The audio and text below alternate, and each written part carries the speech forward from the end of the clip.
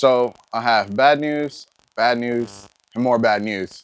And I don't really know which one to start with. So let's go ahead and get into it.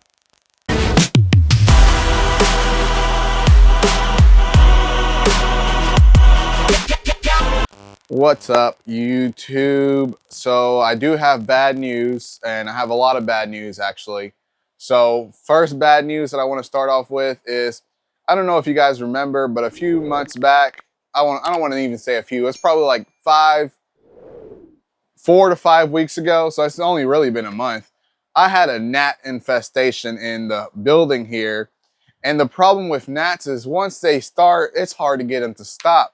But I was using, do I have any left? There are these little red things that you put the apple cider vinegar in them, and it has like a solution in it that you get from like Ortho or whoever you get them from. And essentially that's what I was using. I got rid of the gnats, but they had a detrimental effect to something that went into the incubator. I don't know how it happened, but oh, also, I hope that the mic is picking it up pretty good because I've been having mic issues lately, and I switched this to a different mic, hoping that it's the mic and not the receiver. Because if it's the receiver, then we're gonna have problems. But hopefully, it's just the mic. Hopefully, this video doesn't crap out on me because of it.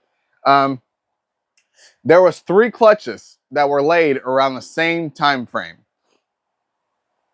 All of these clutches went bad, and I was trying to figure out why they went bad. I don't typically mess with the clutches until about day 45, and then I take off the press and seal to make sure that there's nothing wrong with the babies, right? And then after 45 days, typically the babies are formed in the eggs, and all they're doing is absorbing the yolk. The problem with that is that if I don't mess with them, I don't know what could be the cause of them going bad. If I see through the clear container that they're going bad, I leave them alone because typically the mold doesn't spread. The problem with that is I never looked to see what was going on. Once all of the eggs went bad, once I could see that the majority of the eggs had gone bad, I opened up the container. Lo and behold, there was freaking gnats in the container. Hopefully that didn't pick up all the yelling that I just did. But I was extremely disappointed because one clutch was het 0 or visual 0, so it was het 0 to het 0, so I was supposed to get zeros out of it. The other clutch also het 0 to het 0, and the third clutch was the one that I lost my female from. She was egg bound. We got the eggs out of her, and she didn't make it. That was that clutch. So 3 clutches gone because of gnats. And the crazy thing is, there was one clutch just hatched out about, I think I want to say it was like 18 eggs or so. I don't remember exactly how many eggs it was. I only ended up with 7 babies out of that clutch there, because by the time that the gnats made it into the incubator, I had already pulled that. I already pulled the press and seal. They could literally sneak into those little tubs and get into the eggs, and that's essentially what they did. So the 7 dragons that made it out of that clutch are perfectly fine, but all of the other ones, I opened up the eggs, and there's literally maggots inside the eggs. It's almost like they dug into the egg and ate the freaking babies. I know that sounds extremely gruesome. It's just, I don't know how else to explain it. It's bad news. I told you it wasn't bad news. I wasn't sugarcoating it for you. So that's what happened. That was the first. That wasn't even the first clutch. It was technically 3.5 clutches that went bad because of it. So that's the first bad news. I lost 3 clutches because of gnats. With that said, I mean, the only thing I can do, right, is prevent the gnats from happening. And the only way I can prevent gnats from happening is by always having those little gnat traps all the time. And gosh, I didn't think it was going to happen like that, y'all. I saw the gnats. I got rid of the gnats. I never thought anything about it. I mean, I haven't had gnats in like 2 weeks. I opened up the incubator to get this clutch out, and I'm like, where did these gnats come from? I mean, there's maggots everywhere. And I started thinking about it. Well, these clutches were laid probably, I want to say the beginning of April. So if that's the case, the time frame lines up where I pulled them from the building, took them to the incubator inside my house, pressed and sealed them, and never thought about them again. So that's essentially what happened. They were literally breeding inside of the egg container, and the temperature was perfect, the humidity was perfect. I literally just created the best gnat breeding grounds inside of that incubator, and all of the other clutches that were pressed and sealed, no problem with them. I haven't seen anything wrong with them. They were pressed and sealed before, or they were pressed and sealed after I got the gnat problem out of here. So I never had an issue with them, but the ones that were pulled during the time I had gnats and pressed and sealed, those had issues. And the one that I pulled the press and seal off during that entire dilemma also had issues with at least half the eggs. So it was pretty bizarre to say the least. Yeah. Second set of bad news. Second set of bad news.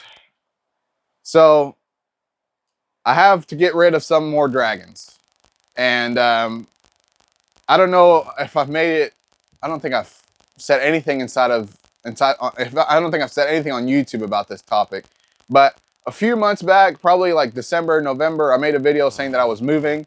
And a lot of, my time was going to go towards putting that into place. Well, I ended up not moving. We took our offer off the house. It's just too crazy right now. Interest rates are too high. Houses are too expensive. It wasn't the right time. And the builder also wanted more money, which didn't make any sense to me because there's other builders out there asking for less money, but this one wanted more money. Besides the point. So we just pulled our offer. No big deal. So we decided to stay. Because we decided to stay, I decided to also expand this building. And because I'm deciding to expand this building, I want to throw some of my investments back into the building instead of the animals, which also means that some of the animals that I purchased recently, that money got taken away from the investments. I'm going to be releasing some of my adults, not all of them. I've already kind of sold 2 of them, so that's the moment I'm recording this video. I've already sold 2 adults. I haven't decided which adults I'm gonna sell. I also have holdbacks from 2023, and one of the male holdbacks from 2023 is already trying to breed. So I'm not sure. Obviously, he's too young. He's only like 150 grams, so he shouldn't be breeding anytime soon. I usually don't even let them breed if they're, wanting to breed all the time. This guy's ridiculous. Like any female he sees. I usually don't let them breed till they're about 250 grams, 225. So he still has quite a bit of ways to get there, but I might sell his dad. His dad is Casper. I haven't decided yet if I'm going to sell his dad because Casper is like, he's the whitest dragon I have. So I don't know yet. I don't know what I'm going to do there, but that's the second set of bad news is I do have to sell some adults. I haven't decided which adults I'm selling as of yet. Or, now that I'm thinking about it, I might just go full out and breed everything I got this year because if I do need the money, that's one way to get the money. Not saying that I'm gonna make a lot of money off of it, but it's definitely gonna help out. So I'm not sure. I'm still really undecided as of right now. Still undecided. So I'm 3 adults less as of right now than I was earlier in the year. And I also have a bunch of holdbacks for 2024. I also added some animals for 2024. So I'm not sure exactly which ones I'm getting rid of yet. Third set of bad news. Whew. Third set of bad news. I'm running out of snake space. Now I know behind me it looks like I only have all of these filled up, but there's also another rack that's completely full, and all of these below are practically for hatchlings for 2024. As of right now, I have 3 clutches of ball python eggs, expecting 3 more within the next month, and I also have 3 or 4 more females that are ovulated that I'm expecting eggs from too. So there's at least 7 more females. Is that right? Did I say that right? There's 3, yeah, 7 more females that are ready to lay. So that may be 10 clutches total for this year. And let's say all of them have 5 eggs, which is not the case. It could be less, could be more. I'm looking at least 50, and I have 70 slots here for babies. So I do not have, I'm not going to be overrun in terms of babies here, but I had some extra racks that I had to put on top of this rack. And it looks, I'm not gonna lie, it looks a little ghetto the way I did it, but I'm gonna show y'all anyways because I think it's fine. So I'm gonna lift this up so you can see what I'm talking about. Look at that. So these are two 5540 levels, and I didn't have a base. So instead of putting a wheelbase on here myself, I kind of just put this 2x4 system here, or not system, this 2x4 rectangle here, and I cut out some slots here on the corners for the legs to fall into because I'm cheap, and I guess I'm creative as well as cheap, but that's fine. So essentially, that's the last bit of bad news that I have. I don't even know if the last one is bad news. The last one may just be good news because if I'm running out of space and I had space, it kind of evens itself out, right? I don't know, but I guess it's really not bad news. We also have, as of right now, we have 3 clutches that I'm still waiting for them to hatch. 2 of them were due on the 6th of May, and one of them's due on the 10th, so they're due. But usually with the way I incubate everything, it usually takes about 4 days more for them to hatch out. So I think today's the 8th that I'm recording this, or the 9th. So we still have some days before the first 2 clutches hatch. And then we also have some days for the 3rd clutch hatch. And with that said, I need to start pairing the second half of my females that I haven't paired yet, because I don't know if you guys have kept up with the way I do things. Some of you are watching my members only videos, and you know that I like to break up my pairings into quarters as well as halves of the year. So we're almost halfway through the year. My clutches are almost done hatching. That means the next half is going to be started here soon, and I have to plan out how I'm going to do the second half.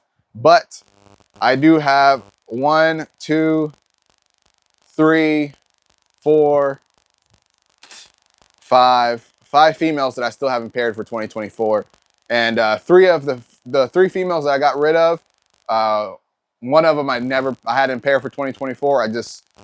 She just didn't really fit my plans anymore, so she had to go, and essentially we're here with 5 females still that have to be paired, and one of the females I may get rid of. I haven't decided yet. I've had her on my website forever and nobody's picked her up, so I think I'm going to decide just to breed her. I haven't really, by the time this video goes up, I'll have decided. This is just thoughts that I've had, and I know you guys don't like me just sitting here talking to myself, but it is what it is. And